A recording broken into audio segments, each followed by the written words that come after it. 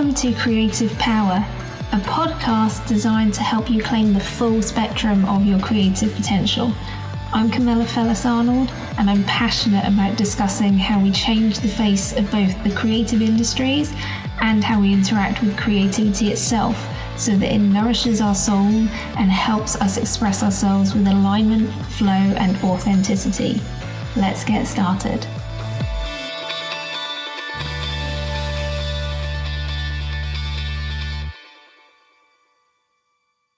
Welcome to Creative Power. Today I want to discuss an important topic that I don't think gets talked about or even acknowledged enough in the creative space. It is what I call seasons of creativity, because much like the seasons, creativity ebbs and flows. Too often I see people be really tough on themselves. Hey, I've been guilty of this too. That they're not always on creatively all the time. To be honest, it's a completely unrealistic idea of what the flow of creativity and our experience of it is actually like. So in this episode, I want to discuss what seasons of creativity, what that ebb and flow can look like, how we can honour it, and in turn, allow for more flow, more self-kindness and self-care, and ultimately a better understanding of ourselves and our relationship with creativity. When I first started to take notice of how creativity goes through these peaks and troughs, my first thought was towards the concept of creative block. Writers in particular talk about being blocked a lot.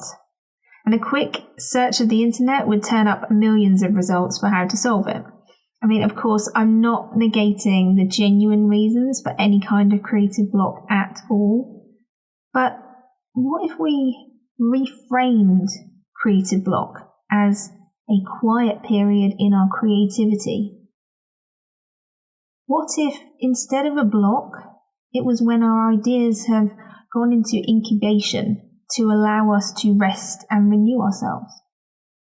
Because the majority of creatives don't actually give themselves downtime to rejuvenate from creativity. If you've listened to my earlier episode about Meraki, episode 4, you'll know what I mean when I say we pour so much of ourselves into what we do. Heart and soul, it all goes in. And to do that all the time, 24/7, 365 days of the year would be exhausting. And yet, we expect ourselves, we push ourselves to do exactly that. If you're freelance, self-employed, sole trading, or running your own business, there will be a constant pressure to be making and doing, because otherwise you don't get paid. The business requires so much of you to keep running. Or that's the story that we told ourselves. If you're employed in a creative environment, there's also that pressure to continue to create and innovate, because job after job after job comes up. And if you want to keep your job, you have to perform. You may even be working on multiple projects at the same time, so you've got to generate and implement lots of ideas on a constant flowing basis. Now, there is a point where that can be beneficial. Creativity feeds off creativity. When you're passionate and ignited by what you're doing, the ideas will bounce and build off each other, and it will all feel like an effortless flow. And then there will be times when it would feel easier to draw blood from a stone than it would to come up with a sparkling idea that's going to fulfill a brief and satisfy a client.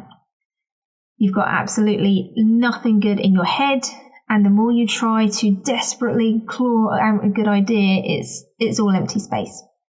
Or worse, ideas that are so bad, you are sure that your cat could come up with a better idea and make it look good. This is when we start to berate ourselves and put massive amounts of pressure on ourselves to perform, like generating ideas creatively is some kind of party trick that we can turn on and off. In reality, creativity simply doesn't flow in the same way all the time. I imagine it to be somewhat like water heading towards the sea. It will spring up from somewhere, seemingly at random. It isn't, but that's a story for another day. But first there'll be this tiny trickle of water of creativity starting to flow that will have broken to the surface. And it doesn't just trickle all the way towards the sea, nor does it spring up full force and rage towards the ocean either. Sometimes the current will be fast, then it may be gentle, the water may rage over rocks, or it may look perfectly still on the surface at times. It may cut through narrow lines or open out into lakes. Sometimes the water may get cut off and never reach the sea. You just never quite know how it is going to flow, or where it's going to stop and start, much like a creative idea. And I think it's really important that we acknowledge that process. Years ago, I had a boyfriend that was writing a novel, and I remember him saying to me once that he hadn't written anything for days, possibly even weeks by that point, and he wasn't sure if he was even a writer anymore. He was deeply under the impression, as many creatives are, that if we are not showing up every day making something, then we are not being creative. I beg to differ. Because what I've found as I've gone through the process of working through my own limiting beliefs and building daily practices is that actually so many things can affect our creativity without us even realizing it. And forcing ourselves to create like trained monkeys is actually more detrimental in the long run. Not only does it reinforce the idea to the world at large that creativity is something you have or you don't have, and if you have it, you're always turned on, but it also puts insane amounts of pressure on us as individuals. And when we can't live up to it, we feel awful and we stop that creative flow even more. Think for a moment about a musician. They go into the recording studio to work on an album, and it can become a very intense period of activity as they create songs from snippets and ideas that they've been collecting.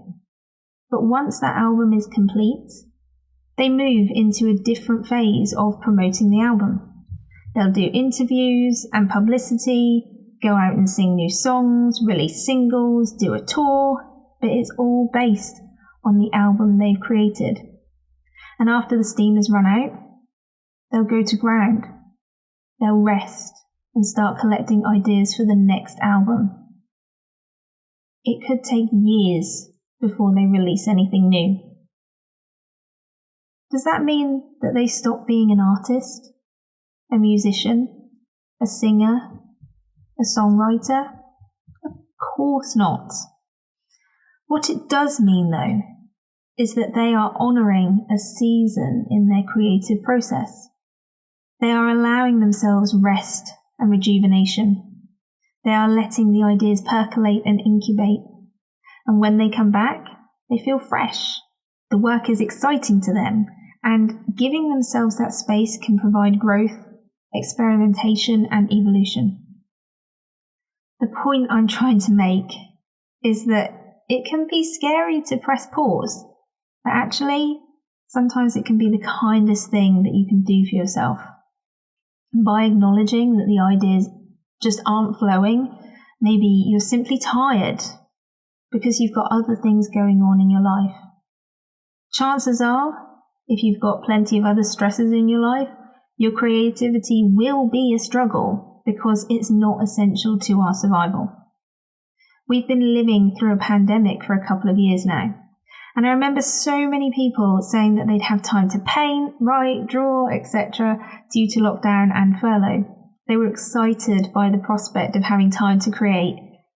But then, when they sat down with the pen in the hand, the inspiration didn't come. And then that self-doubt and negative self-talk creeps in.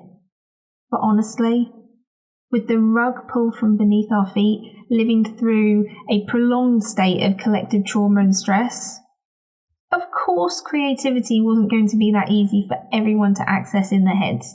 There was too much other stress. And that is okay. It doesn't make you any less of a creator if you haven't made anything for months. It's just a season of your life where creativity isn't at the forefront. Other things need your attention.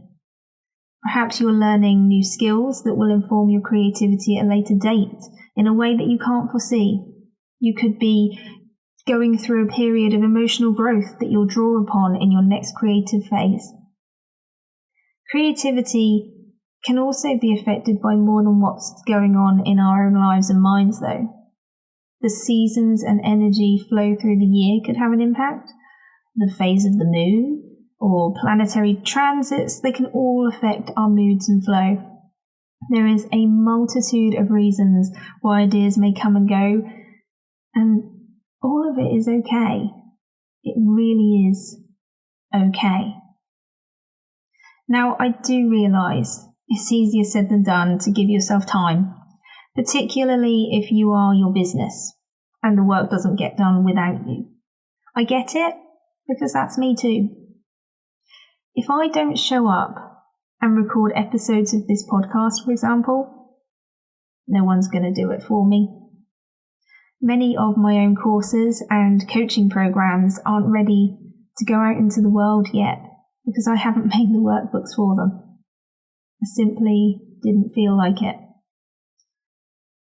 But what I found has happened is that what I thought I was originally creating is much richer than before.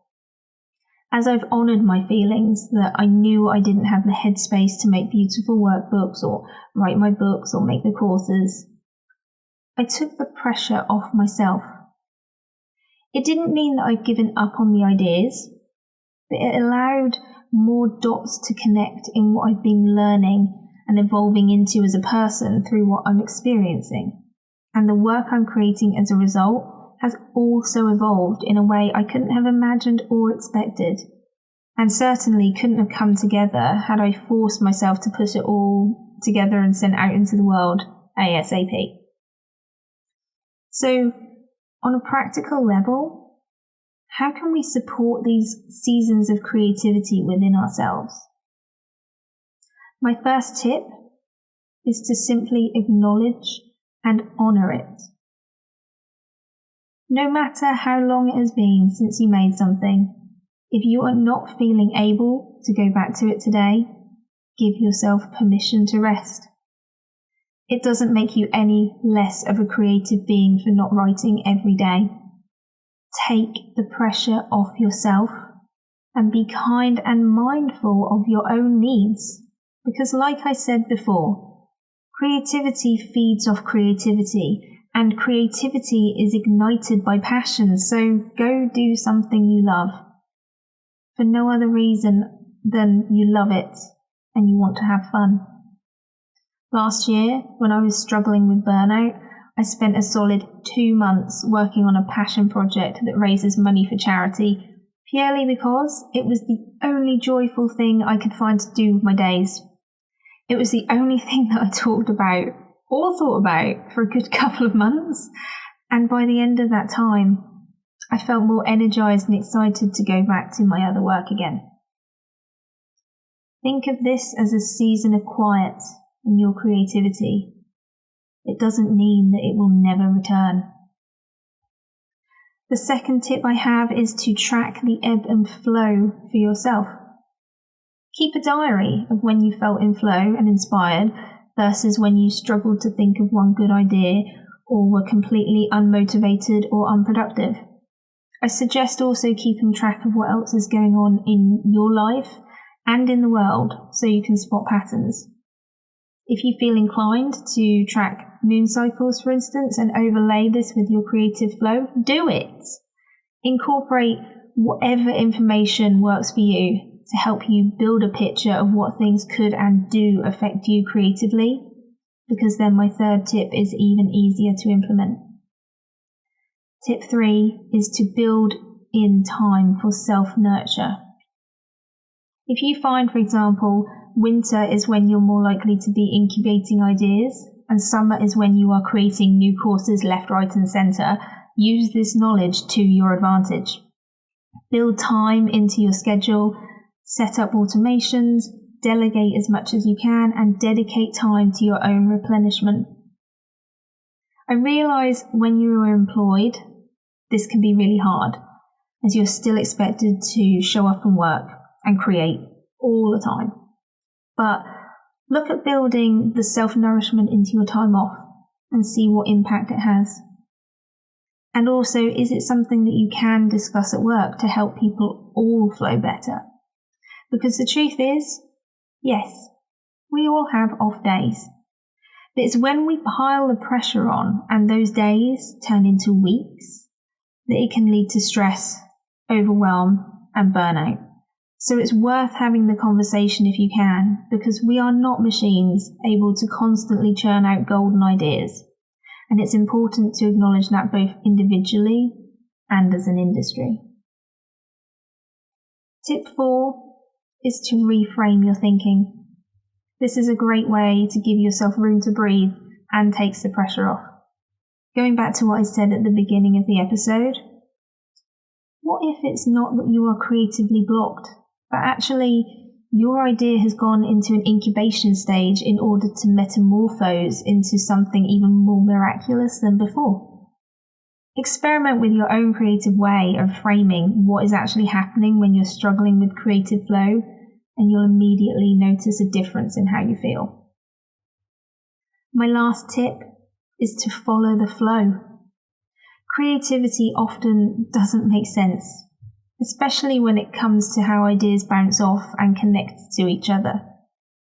So allow that to be the case. Let yourself fall into wonderland, no matter how crazy it seems. If you're inspired, energized, intrigued, or excited, go with it, even if it doesn't feel relevant. Especially if it doesn't seem relevant. Personally, I'm still consolidating ideas, experiences, skills, and knowledge that I collected years ago, which at the time, I had no idea if they were useful. No experience is ever wasted. It may change form, but you never know where things will take you, so always follow your flow. So whether you're currently in a season of high creative activity or not, remember this. You are valid and you are enough. You are still a creator, regardless of when you last made something. Your creative ability is not invalidated by the time it takes between creations. Acknowledge, honor, and get to know your seasons of creativity, and you will be surprised at what a difference it can make to your creative flow. Thanks for listening to Creative Power today. If you enjoyed this episode, please share it with your friends and consider leaving a review. To find out more ways you can connect or work with me, please visit www.camillafellisarnold.com/creative power.